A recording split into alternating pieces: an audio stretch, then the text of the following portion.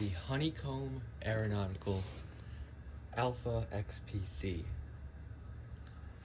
It's been a year since I did my Thrustmaster T-Fight HOTUS 1 unboxing, so now I'll do this one. I got this little Christmas gift for myself. And let's get to it. So first we'll take off the sleeve, just lifting it up off here. And the sleeve shows you all the things that come with your Honeycomb Alpha XPC. This one works for Xbox because I have an Xbox, just like with the T-Flight HOTUS 1. I had to use it for Xbox. You can see that there. It's a little bit different than the main Alpha design. You can see that it's a little more square off here rather than rounded. And let's get straight into the unboxing. So you just simply pull this tab here and lift. First thing right out of the box, you can see our base plate and our connecting cables. This is the cable that attaches from the base of the yoke itself to the yoke handles so that you can use the buttons there. We'll put that off to the side for now. And the other cable. This is our base. What you do with the base is either there's a sticky adhesive pad out here, or you can clamp it with clamps that will show up sometime else, and then you slide the yoke onto this here, push these down, I believe. That's our base. Here comes with, most likely, an instruction manual. Aerosoft and Honeycomb. It's just saying all the important things, like what each button does, how to solve problem solving, troubleshooting, stuff like that. We don't need that right now. Let's lift this first thing of styrofoam, and there it is, the Honeycomb Aeronautical Alpha XPC yoke. Let's just get that right out of the box. It's heavy too. Beautiful. And also, here's our clamps that I talked about just a little earlier, and this clamps down to the base. Here's the other one.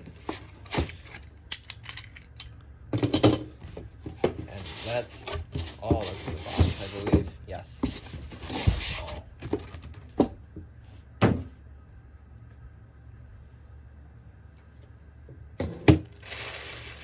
Get it unwrapped. I'm super excited. This is way more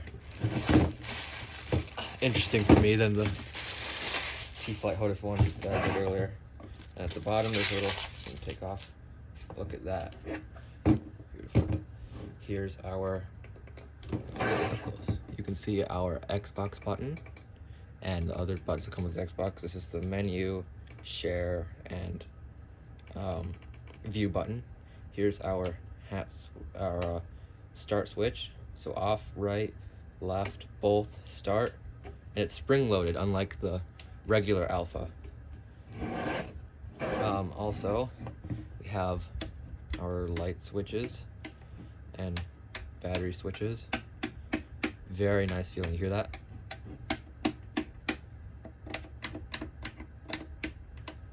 Nice. And then with the control itself, I'll just hold it here. That's more tension than I thought. I heard a lot of people complaining about the left to right resistance being too weak, but it's pretty good. And of course, the push and pull yoke. There's a very tiny amount of travel actually, which is going to be something I have to get used to. It only goes down like an inch or something. Yeah, from just neutral, I guess, to all the way forward. It's not that much. It's very nice material. On the yoke itself, there is a push to talk button, which I can't use because I don't have VATSIM. These are rocker switches, independent. This is for your vertical trim. This is for your rudder trim on the right side. We have a hat switch and another just push button, another push button, and a larger push button. And that feels nice. On the back, just turn it over.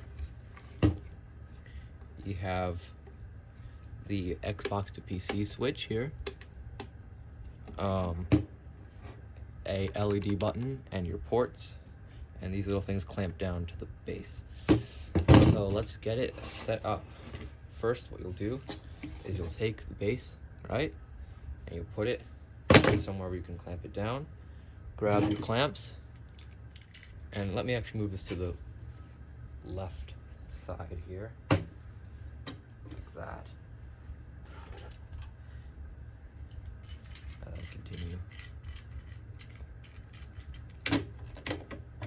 Oh, not yet. Okay. Good. And you place that down, and then push it all the way in as far as you can, and then start reclamping it upward. This is a very thin plastic table I have here, so I have to tighten it almost all the way. Probably will not have to do that. And now it's secured to our table. Next, what you'll do is you take the yoke itself, and on the bottom there's this little slot, right?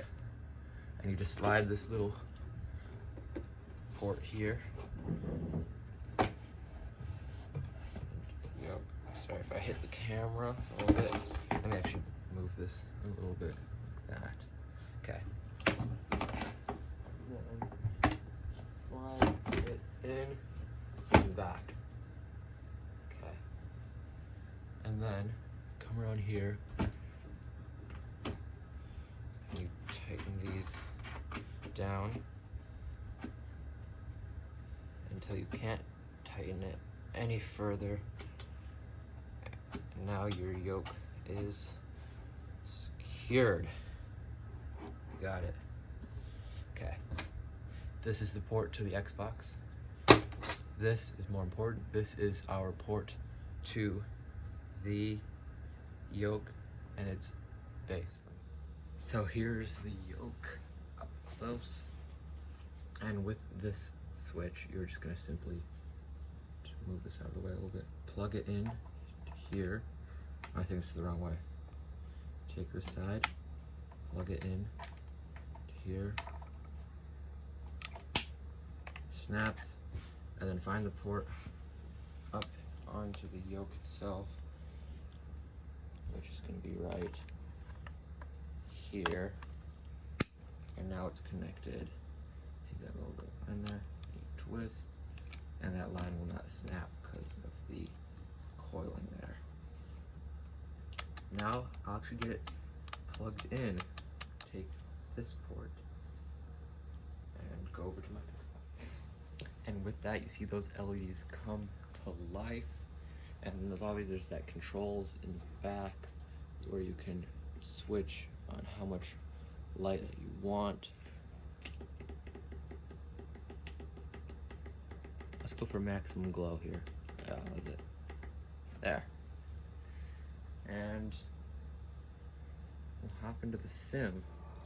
Okay, so here we are in Microsoft Flight Simulator. You can see that off to the left corner in the Cessna 172 Skyhawk. And I'm not gonna use my controller at all, because with this yoke, you can start the plane entirely from your controller, which is something you couldn't do with the T-Flight, which I have off to the left over there. And without your Xbox controller, you had to go around and click everything here. But I'm just gonna turn it on right like that, and that works. There you go. Our plane is starting. Fuel valves in. Everything's checked. We can get our strobe, beacon lights on, not strobe, and those worked. Now we'll start the plane. We yell, clear prop, right, left, both, start. And go. Our plane is started without moving around the cockpit at all. So let me get onto the runway and then I'll show you in takeoff. Okay, we are now ready for takeoff. So we'll let go of that parking brake, flaps, and I'll use the yoke entirely, except I'll just have to watch out for rudder. I'll use the yoke for rudder since I don't have any rudder pedals. Okay. Full power into our Cessna 172. And hands on. Yoke, use left hand because the throttle is in the right hand, so you do it professionally. And then lift off the ground. And we have now taken off. This is going to have to get some getting used to, actually.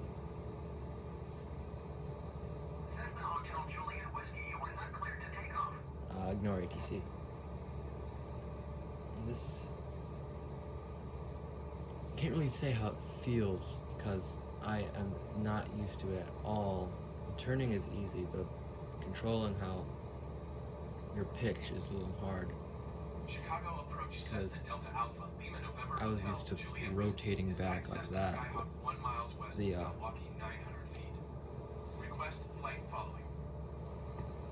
with the T-Fly Hardest One.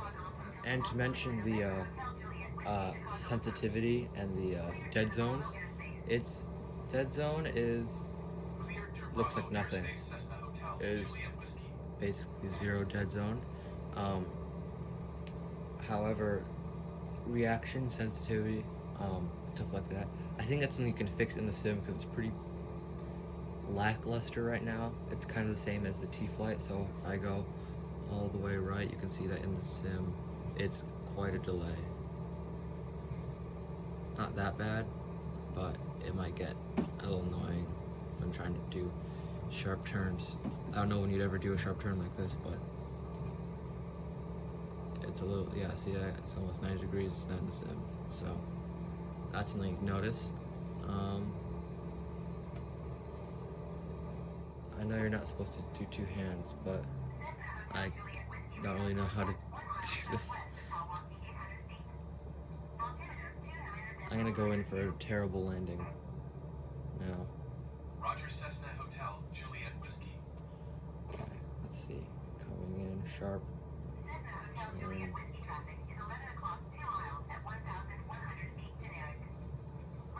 Oh, okay. And then pull back. Cessna Hotel, Juliet Whiskey, have the traffic. Actually wasn't that bad for a first landing with this yoke.